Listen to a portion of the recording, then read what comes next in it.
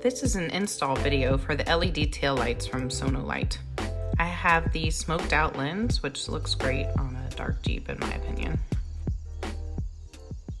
The only tool you really need for this is a Phillips. Overall, it's a pretty easy install. First thing you want to do is mount the orange resistors to the supplied metal bracket. Just line the holes up and use the tiny supplied nuts and bolts. Tighten it really good.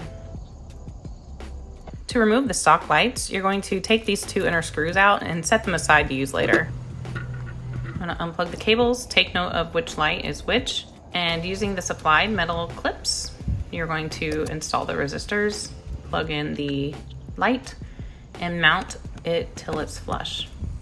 You're going to use the stock screws to mount the new light with. And you're going to repeat the process on the other side.